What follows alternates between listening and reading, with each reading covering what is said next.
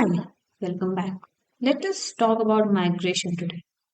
According to dictionary, it refers to movement of people from one region to another, usually to find better living conditions.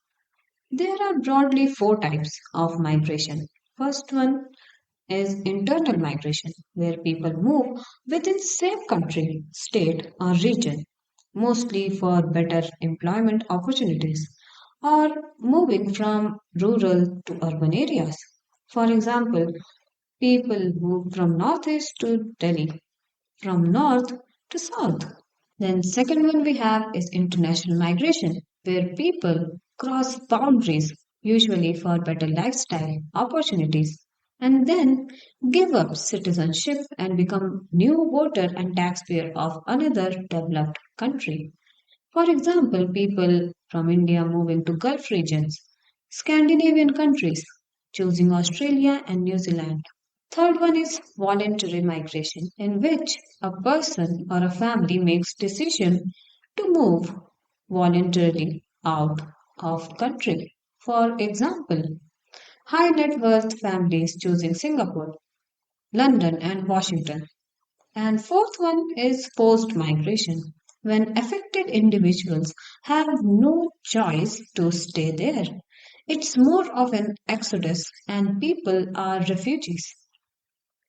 So I read this interesting report on migration where India holds the top position as receiver of remittances. So what does this migration report concludes and what trend it highlights about India?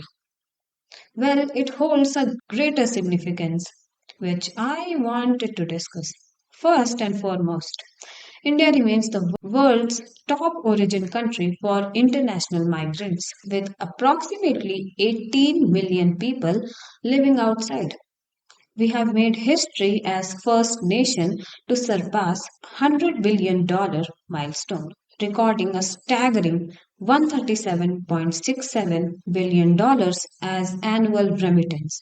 If you ask what is remittance, remittance refers to mostly money or goods sent by migrants to their family back home. And this very amount plays a huge role in supporting household, especially in developing countries.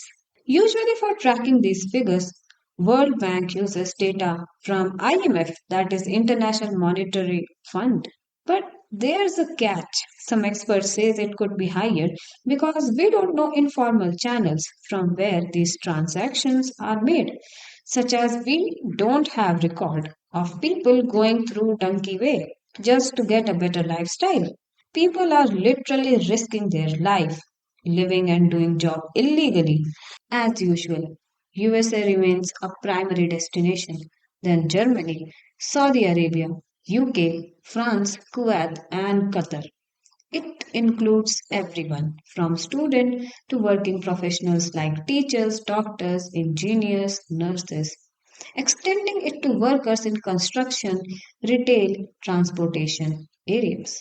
After India, there is Mexico, the Philippines, France, and Pakistan.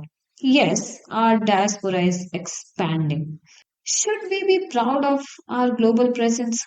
Or it just shows the challenges of our developing nation? Why we are not able to retain talent? Are we too afraid to become a developed nation where everyone is happy, equal before law? Citizens are happy and have access to basic amenities, and jobs have security. Yes, I guess we do. As a student, you have only two choices. Either waste your prime years here getting crushed and dissolved in a system, or have resources and move outside. Seriously, nowadays it takes a lot to prepare and appear for an exam. Taking coaching, pouring hard on money there, paying exam fee, then appearing in exam center just to know that your center is changed. Or worse, you couldn't appear on time, a year of hell preparation just go in vain. Or it's just the great system in which basic requirement of maintaining confidentiality of question paper is a joke, not a job. Paper gets leaked, protests happen. Now turn another whole year just to appear for the same exam. Now it's not just exam uncertainty, but also system fault, which a student should worry about. See, I'm hoping this trend to grow in upcoming years because let's be honest, that's the future we are heading to. Why do you think Indians outperform other ethnic groups in their own country? Because, yes, it's about damn survival, not just money. It holds a greater challenge, responsibility, because back in home, conditions are worse. Unemployment is a pandemic here. Youth is suffering from years, and no immunization is available till today. Sometimes it leaves me contemplating with many questions, like if I had a chance, will I go to abroad or choose to stay here? Does it make you a coward to go somewhere better and seek permanent residence over there? Does it make a person less patriotic to function as a taxpayer and contribute to their GDP? Or is it just pure selfishness of something better in life? Or better, try your best to fight the system until you become a part of system just to know that you cannot do anything and get stuck, or play how this system is working. Just play along or work hard, look for opportunity and escape a crushing, exploitative, exhausting system as it is. Struggling where you are appreciated versus where you are treated as replacement, provided with basic amenities versus a favor done upon you. Getting paid for your skills and hard work, and minimum pay is fixed versus waiting for your salary post 3 to 4 months, having a job security versus constant fear of losing it, having fixed working hours versus working beyond exhaustion, but still update with that report, okay? Mental health is taken seriously versus it's a joke. Which reality seems grimmer and sadder?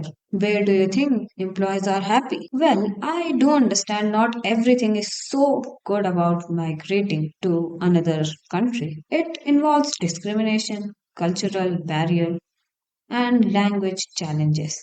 It affects a human physically, emotionally, and socially. But does that suffering makes it all worthy? Honestly, I think it's human nature to look for better opportunity and lifestyle. Leaving or choosing to stay here is completely an individual's choice. Who knows if you have this opportunity and you'll also grab the chance. Maybe I'll do that too.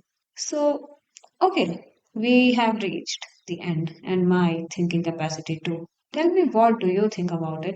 And if you had a chance, will you move outside? And if you are from abroad, how did you manage it? Tell me your opinions. Tell me your opinions on this topic in comment section. Until then, bye bye. I'll meet you in another video probably soon. Bye bye.